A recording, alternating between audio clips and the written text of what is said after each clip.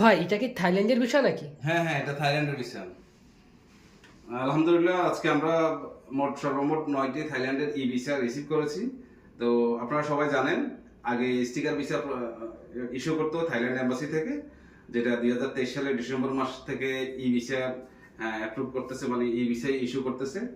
তো এই বিষয়ে আমি একটু কথা বলি যে আসলে থাইল্যান্ডের ই ভিসা আলহামদুলিল্লাহ আমরা যে পেয়েছি, আমাদের সর্বমোট সময় লাগছে 3টা ভিসার ক্ষেত্রে 2 দিনে আমরা পেয়ে গেছি, যেটা মেডিকেল। আর হচ্ছে ট্যুরিস্ট ভিসা পেতে আমাদের 8 কার্য দিবস লাগছে। 8 কার্য দিবস মানে 10 দিন লাগছে 3 জনের। আর 7 দিনে মানে 5 কার্য দিবসে পাইছি আমরা বাকি 4 জনের। তো আলহামদুলিল্লাহ সব মিলে আমরা 9টা পাইছি। আমাদের বেশি একটা সময় লাগে নাই। এই ব্যক্তিগণ কিন্তু পূর্বে রিফিউজ ছিল।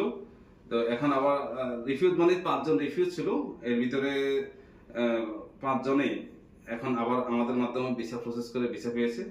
তো এটার সফলতা আসলে সম্পূর্ণ আমার এরকম না, এটা হচ্ছে ওনাদেরও সফলতা আছে। কারণ আমি যেভাবে বলছি সেভাবে তারা তাদের প্রোফাইলটা প্রিপারেশন নিছে, সেভাবে প্রোফাইলটা গঠন করতে পারছে। প্রথম হচ্ছে, একজন ব্যক্তি যদি কোনো দেশে ট্যুরিস্ট হিসেবে যায়, তার ব্যাংক স্টেটমেন্ট অবশ্যই 6 মাসের ট্রানজ্যাকশনটা নিয়মিত থাকতে হবে। আর 2 নম্বর হচ্ছে তাদের ব্যাংকে মিনিমাম ন্যূনতম 1.5 থেকে 2 লাখ টাকা থাকতে হয়। তো এই বিষয়টা ওনারা কিন্তু আমাকে কনফার্ম করছে।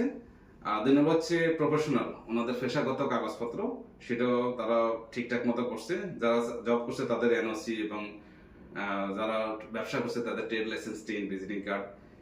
আর 3 নম্বর হচ্ছে ফেরত আসার কারণ। একজন ব্যক্তি যদি কোনো দেশে যায়, ভিসা অফিসার কিন্তু ভাবে যে সে কি ফেরত আসবে কিনা। তো ফেরত আসার কারণ কিভাবে প্রুভ করতে হয়, যে সে এখানে কি করে, হ্যাঁ, আর তার ডকুমেন্টসের অনুযায়ী। তো এই বিষয়টা সবাই সতর্ক থাকা উচিত।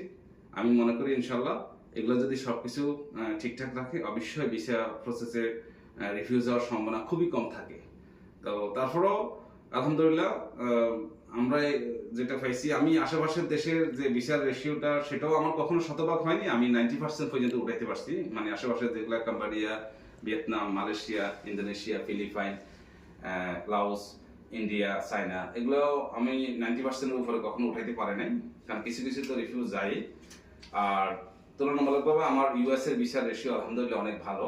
আমি যতগুলো ভিসা প্রসেস করছি ইউএস এর আমার 40%-এর উপরে আমার রেশিও। এটার কারণ হচ্ছে আমি অ্যাসেসমেন্ট করাই যাতে করে একটা মানুষের প্রোফাইলটা কোনো রকম ভুল না হয়। ইউএস এর বিষয়টা এই জন্য উঠাইছি, আমার সাকসেসফুল ভিডিওগুলো এর আগেও দেওয়া আছে। ইউএস এর আমি যাদের ভিসা করছি তারা আসলে নিজেরাও মনে করছে যে ভিসার জন্য তারা এলিজিবল না, তারপরে আলহামদুলিল্লাহ তারা ভিসা পাইছে। তো ভিসা পাওয়ার কারণ কি, আমি কিছু সত্য কথাগুলো উঠাই ধরছি। যেমন লাস্ট যার ভিসা করলাম তার বয়স হলো 22। সেই মাদ্রাসার একজন টিচার ছিল, রিজিওনাল টিচার। তাকে কিন্তু মাত্র 30,000 টাকা স্যালারি দিয়ে আমি ফাইল প্রসেস করছি, তার ভিসা হয়েছে। অনেকে আছে 3 লাখ টাকা দেয়, 5 লাখ টাকা দেয় ইনকাম, মান্থলি ইনকাম। আসলে কিন্তু এরকম দিলে যে ভিসা হবে এরকম না। আমি ওর টোটাল মান্থলি ইনকাম দিছি 30,000, কিন্তু স্যালারি দিছি মাত্র 20,000, তাও আলহামদুলিল্লাহ ভিসা দিছে। কেন দিছে? আমার ফুল প্রোফাইলে কোনো বলছিল না, অ্যাসেসমেন্টটা ভালো ছিল। তো থাইল্যান্ডের যে ভিসাগুলো পাইছি, এদেরকে কিন্তু আমি বড় কিছু দেখাইনি। যারা আগে রিফিউজ খাইছে তাদের কিন্তু প্রোফাইলগুলো এম্বাসির কাছে এখনো আছে, কিন্তু তারপরে ভিসা পেয়েছে। আলহামদুলিল্লাহ, সবাই আমাদের জন্য দোয়া করবেন। আসসালামু আলাইকুম ওয়া রাহমাতুল্লাহি ওয়া বারাকাতুহু।